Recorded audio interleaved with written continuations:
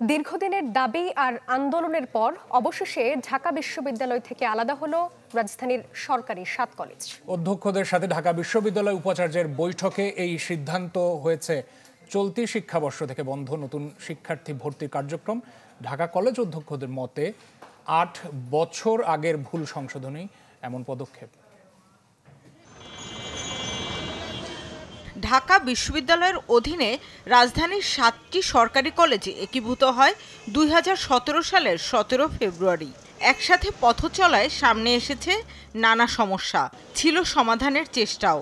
জোড়াতালির system নিয়ে বিরক্ত হয় দুই পক্ষই। দাবি ওঠে অধিভুক্তি বাতিলের। এ নিয়ে কখনো মাঠে নামেন ঢাকা বিশ্ববিদ্যালয়ের শিক্ষার্থীরা, কখনো বা অধিভুক্ত কলেজে পড়ুয়ারা। তারা আর জাতীয় বিশ্ববিদ্যালয়ে ফিরতে চান না, চান নতুন কিছু।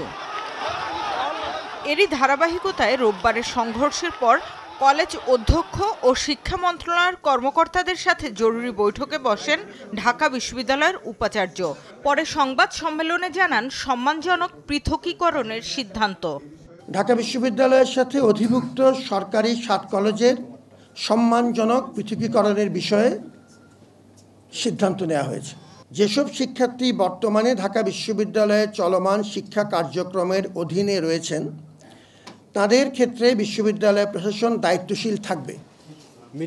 বৈঠক শেষে ঢাকা কলেজের অধ্যক্ষ বলেন, 8 বছর আগের ভুল পদক্ষেপের কারণেই এখনকার সিদ্ধান্ত।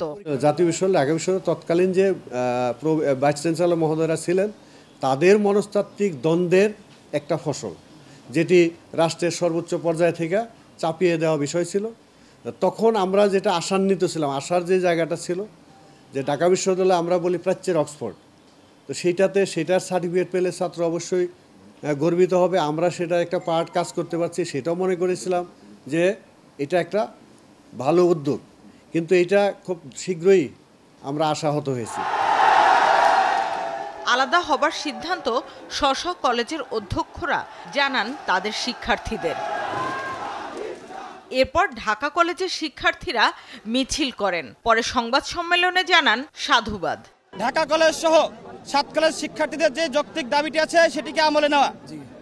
ঢাকা বিশ্ববিদ্যালয় প্রশাসন সহ সংশ্লিষ্ট কর্তৃপক্ষ বিষয়টি আমলে নিয়েছে, এজন্য আমরা তাদেরকে সাধুবাদ জানাচ্ছি। কিন্তু আমাদের এখনো 5টি দাবি বাকি আছে। শামিমা সুলতানা, চ্যানেল 24, ঢাকা।